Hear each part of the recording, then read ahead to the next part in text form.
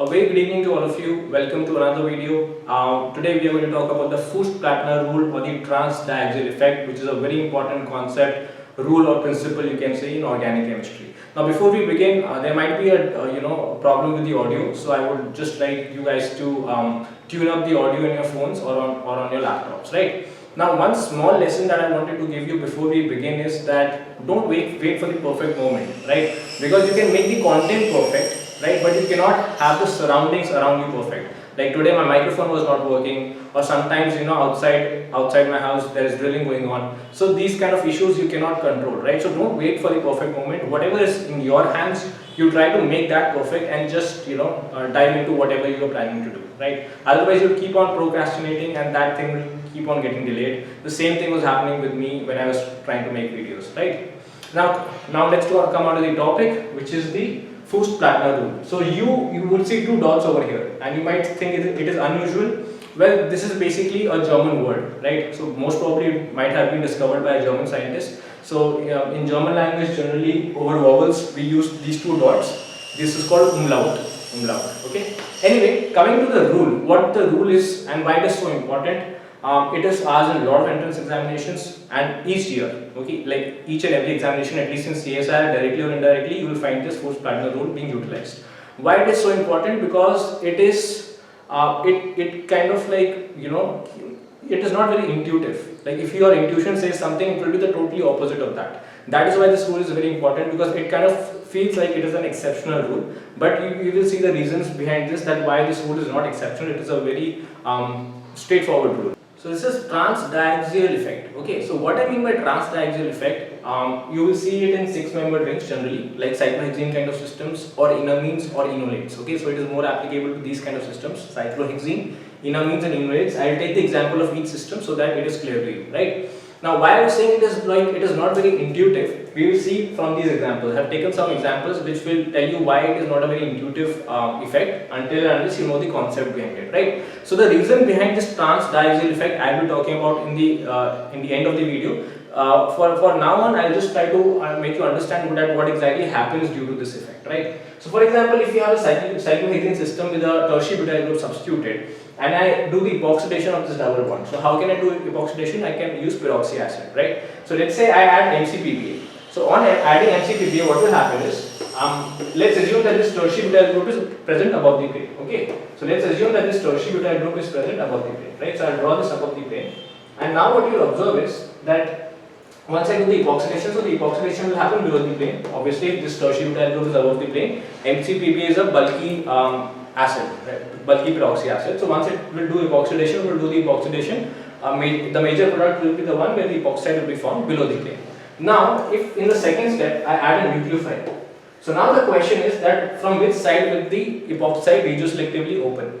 Whether it will open from this side or whether it will open from this side. That is a very, very important question, and that's why epoxides are very, very, they are favorites of examiners, because making the options in such questions is very easy. Because once they can show the nucleophile attached from this side, once they can show from this side, so the making of the options becomes easy. And when they are adding MCPPA, they can show epoxide forming below the plane and above the plane. So, the ease of making questions becomes very easy for them. So anyway, now the question is that where the nucleophile is going to attack. So this is above the plane. So one prerequisite that you want to, you would have to know is that in chair conformation, like what is the relationship? Like if 1 and 2 positions are both equatorial, then what is the relationship? If 1 and 3 positions are both equatorial or axial, what is the relationship? Basically, relationship in the chair conformation in cyclohexane. That is one prerequisite that you will be requiring to understand the trans-Diaxial effect. So now generally when I talk about the cyclohexane system, now cyclohexane system is not in the chair conformation like we generally see. It's actually like a twist, you can say it is actually like kind of like a chair-like transition state or half chair, but it is not like proper chair. So I'll show you the transition state, how it looks like. So this is the transition state that we have. Like this is a structure for cyclohexane, right? Now once you do the epoxidation over here can happen above the plane or below the plane. But sometimes, a lot of students have the difficulty in understanding these transition, like this conformation. So I will try to make it easy for you, and I'll try to explain it to you in the chair conformation only. Okay, I'll try to explain it to you in the chair conformation only, not with this system, right? So This is just for your understanding that this is actually how cyclohexane like looks like, right? So once you do the epoxidation, now if I draw the chair-like conformation over here, let me put this tertiary butyl group. As we know, it is bulky in nature, so bulky position, like bulky groups will always try to occupy the equatorial position, right? So I draw this in the equatorial position, right? So this is in the equatorial position. Now you might be wondering, generally you draw the tertiary butyl group over here or over here. There is a reason why I am drawing the equatorial position over here. I'll tell you the reason behind that. It is easy to visualize if you draw this tertiary butyl group over here in the equatorial position, right? So now when we see this epoxide, so this is basically below the plane. That means this relationship, this is 1,4. This is, let's say if this is position number 1, this is position number 4. So the relationship between this 1 and 4 is trans. Okay. So the relationship is trans. That means this epoxide at the 4th position has to be equatorial. Okay. See, if 1 is equatorial and 4 is equatorial, then only they can have trans relationship. Okay. Both of them, if they have the trans relationship, this has to be equatorial. This we already understood why this is equatorial. So this also has to be equatorial, right? So if this is present in the equatorial position, this epoxide, since the epoxide is cis in nature, okay, epoxides are cis in nature. So the relationship between this and this should be that if this is equatorial, then this has to be axial. Okay, then only they will have the cis relationship. If this is equatorial, then this has to be axial. Only then they will have the cis relationship. So now what I'll do, I'll draw this at the axial position, okay, and this at the equatorial position, like this. Clear? Okay. So we have tertiary butyl group at the equatorial position over here. I'll write down E over here. So they have 1,4 relationship, 1, 2, 3, 4. So this also has to be equatorial because they are trans in nature, and they both are cis in nature. So this has to be axial in nature. So this point is axial, this is equatorial, and this is equatorial. Now what the trans diaxial rule states that if I add a nucleophile over here now, any nucleophile, okay. So if I add any nucleophile over here, now what the nucleophile is going to do is, now you might think, okay, if the nucleophile is there, then if instead it is a bulky nucleophile, then you might think that the nucleophile will go and attack from the equatorial position, so that the OH that is formed is also in the equatorial position. That is something that you might imagine, right? Because it is very intuitive, obviously, because we know that there is more space in the equatorial position. So if there is a bulky group present, it will go and attack from the equatorial position, and this OH bond will also come in the equatorial position. Okay, because this will attack from the equatorial, this ring opening will take place, and this OH group will also come in the equatorial. So both of them will come in the equatorial position. So you might think that this is what is going to happen, but the understanding why I am making the chair-like transition state, it is incorrect. Okay, because the conformation is something which I had drawn before. It was not a chair-like transition state. The cyclohexane system that I had just drawn a bit earlier, that was not chair-like transition state. Okay.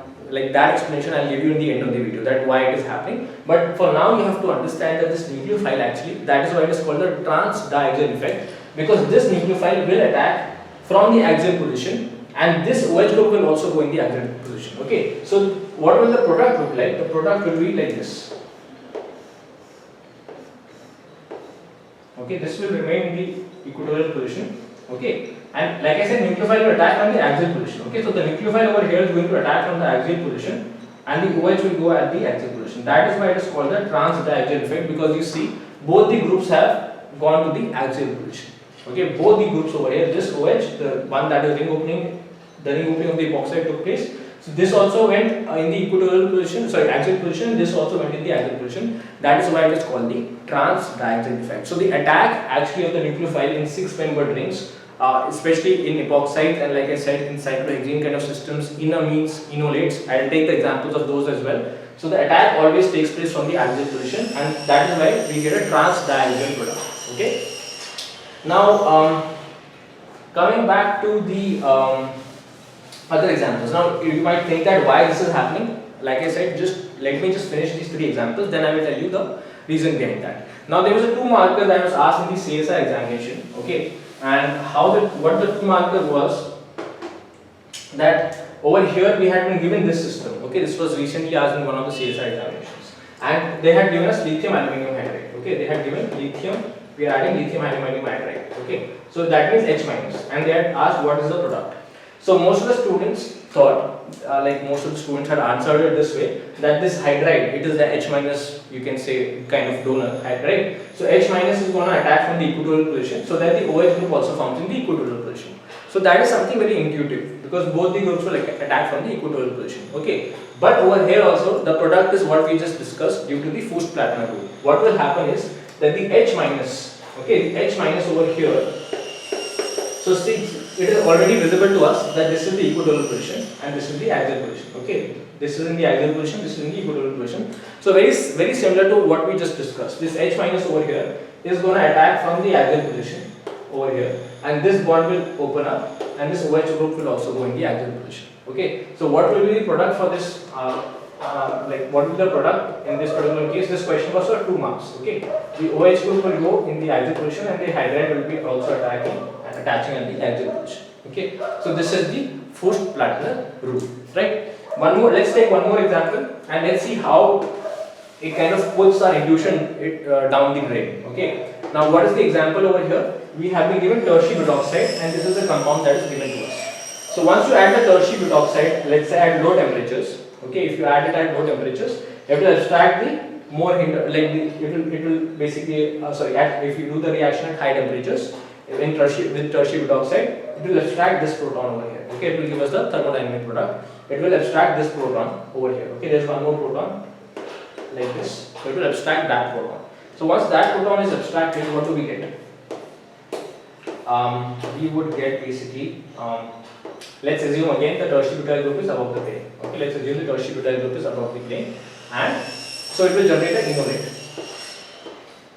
Right? It will generate an enolate. Okay. Now once the enolate is generated, now you are adding an electrophile. So now the question is, if this is above the plane, so what will be the stereochemistry of this electrophile? Whether this electrophile will go above the plane or below the plane. Now any electrophile you can take, a very bulky electrophile. Let's take any bulky electrophile like N-propyl chloride. Okay, let's take a bulky nucleophile like electrophile like propyl chloride. Okay, anything, or butyl chloride or butyl bromide, whatever electrophile you want to take. Now, if it is a bulky electrophile, you might think that this tertiary butyl group is above the plane. So the electrophile that is going to be attached, if it is bulkier, if it is very bulky, that will obviously attach below the plane, because that's what the intuition says, that both the bulky groups will not like to be, they both would not like to be in the same plane, right? But let's see what the product is going to be according to the Fürst-Plattner rule. The O minus is going to go over here, okay? And now this double bond is going to attack, like this is going to attack the electrophile, okay? Now this is what? This is tertiary butyl group, so this has to be in the equatorial position, okay? This has to be in equatorial position, right? So if this is in equatorial position, I write down E over here, okay? Okay.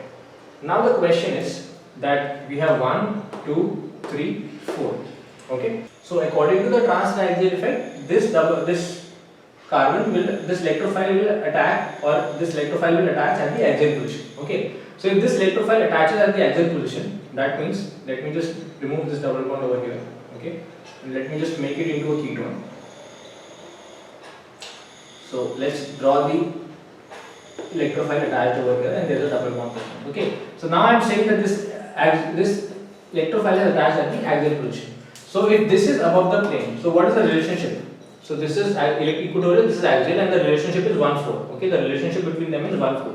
So 1:4 equatorial axial relationship means that they both are present in the same plane. That means if this is above the plane, this also has to be above the plane. So the relationship is cis, equatorial axial. 1:4 equatorial axial relationship means it is cis. So over here also, what will be the product? The product will be whatever electrophile that is attached actually is going to be above the plane.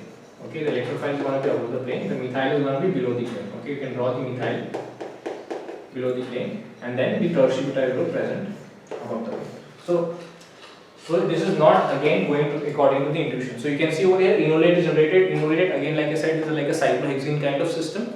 Okay, so the electrophile will attack from the axial position, and that's why the electrophile over here is attached at the axial position. So if this is equatorial and this is axial, then the relationships between them is going to be cis in nature, and then that's why according to the intuition it should be below the plane, but actually the product is the one where both of them are above the plane, right? So this is the trans-diaxial effect, and it has this is the consequence actually of trans-diaxial effect. It is also applicable, one example I forgot to discuss, it is also applicable to bromonium ion. Okay, so for example over here, instead of epoxidation, If I add a Br2, okay, so if to this I add Br2, again the same system, just that I'm adding Br2. So when I add Br2, it will form bromonium ion, all of you know, okay. So let's again assume this is above the plane, okay, this is above the plane. So the bromonium ion that will be formed over here when I add Br2, that will be below the plane, okay. The bromonium ion over here will be formed below the plane. And then we have Br minus that is going to attack. So now the Br minus has two positions to attack. Either it can attack at this position or it can attack at this position. Okay. So again we are going to assume the same example. Okay. If you want, you can draw the chair-like transition state if you want that. So otherwise you can directly show it. But anyway, we'll just quickly draw the chair-like transition state. Okay. So tertiary butyl group at the equatorial position over here. Okay. 1, 2, 3. 1, 2, 3. And then over here we are like this. Okay. Now I told you the other Br minus is going to attack from the axial position, right? So this Br minus over here is going to attack from this position. Okay. So which Br is going to replace? See, 1, 2, 3, 4. 1, 2, 3, 4. That means the attack of the Br minus is going to take place at this position. Okay. The Br minus is going to attack from here, and since this is below the plane, so the attack will take place from above the plane. So what will be the product? Product will look something like this, where this Br is attached above the plane and this Br is attached below the plane. Okay. Basically SN2 substitution will take place, but the regioselectivity of the reaction will be determined by the trans-Diaxial effect. Alright. So this is where it plays a very important role. Now the question is that why do we have this effect? Okay, what is the reason behind that? Because again, like I said, it is totally opposite to what our intuition says. Now the reason behind this Fürst-Plattner rule is actually lying in the conformation. Okay, so let me give you an example. Let me take an inolate example so as to make you understand that why it is happening. So right, so this is the actual transition state that is there. Okay, actual system. This is the basically the cyclohexane system. Okay, and let's say in this we have the epoxide, this O minus present over here, right? This is the enolate. Actually, if you draw the enolate, it will look something like this. Okay, I'm not drawing the methyl over here. I'm just showing you the enolate like this. Okay, and the tertiary butyl group is at this position. Okay, the tertiary butyl group will be at this position. Okay, at this position we have the tertiary butyl group. So this is actually the transition state. Now, if I talk about the electrophile can attack from the top face. Okay, the electrophile can attack from the top face, or the electrophile over here can attack from the bottom face. Okay, so now what our intuition says is that the electrophile will attack from the top face because it has no hindrance. Over here it will have the hindrance of this bulky tertiary butyl group. Over here, for this electrophile there is no hindrance if it attacks from the top face. And this is what we assume when we say that if we are adding a very bulky group in the form of any electrophile, if we are adding any bulky group, we say that the bulky group should go in the opposite plane to the tertiary butyl group. But what we find, it goes in the same plane as to the tertiary butyl group. So this is the reason behind this, the transition state. Now what it is found that even though this attack would be favored because there is no hindrance due to the tertiary butyl group, and according to this attack, it should go in the opposite plane because if the tertiary butyl group is below the plane, the attack is happening from above the plane. So according to that, and according to our intuition, it should go up in the opposite plane. But actually, the attack of the electrophile takes place from below the plane where there is more hindrance. Now what is the reason behind this? The reason is that this is not the transition state actually. This is the initial, you can say conformation of the reactant. The transition state will come after this. So if I draw the transition state, if the attack takes place from the top face, okay, now I will draw over here top face. So if the attack takes place from the top face, we get a twist boat conformation. Okay, so the conformation that we get is like this. Okay, this is the twist boat conformation where the electrophile will be over here. This is the twist boat conformation. Twist boat. Okay, this is the twist boat conformation. If the attack takes place from the top face. If the attack takes place from the bottom face, okay, if the attack takes place from the bottom face, what do we get? We get a chair-like transition state. Okay, if I do the attack on the bottom face, I get the chair-like conformation. Okay, where you can draw it similar to the one that I had drawn, where the electrophile basically attaches at this position. Okay, and the tertiary butyl group is present over here. Okay, and then we'll have the neolate over here. Okay, so basically the relationship between them would be, so this is equatorial, this has to be axial. Okay, basically they are going to be present in the same plane, right? So that is the reason behind this, because over here we get the twist port conformation, over here we get the chair-like conformation. Okay, now this twist port conformation is actually disfavored by a approximate value of 5 kilocalories per mole. It will depend on what is the size of the electrophile, but generally this twist port conformation is disfavored over the chair-like conformation. Okay, chair-like conformation is more stable, it is energetically more stable, so it is more favored. So that is why what happens is that the electrophile goes and attaches at the axial position because of this generation of twist port conformation. So even though the attack of the electrophile from the top phase is favored, but what it generates is that twist port conformation which is disfavored. Okay, so that's why our intuition over here turns out to be incorrect, because over here chair-like transition state is more favored. So you might argue that why is the ring flipping not taking place? So ring flipping will take place, but you will have to provide energy. So initially the reactant or the you can say the transition state does not know that if it forms the unfavorable twist port conformation, later on it can form the more favorable conformation where both the bulky groups are in the equatorial position. Okay, later on it can undergo ring flipping from the twist port conformation, and both the products both the substituents might be equatorial also. There is a possibility, right? In fact, it will happen. Like once the ring flipping takes place, both of them will become equatorial.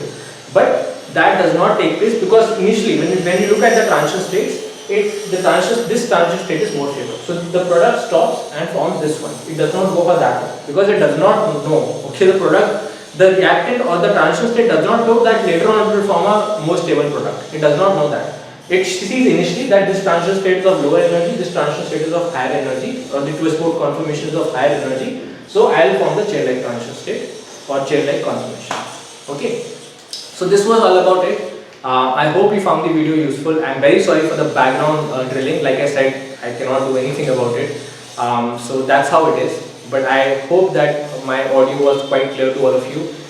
In case you like this video, please give it a big thumbs up to boost my morale, and also do subscribe to the channel if you haven't already. Thank you for watching. I will see you in the next video.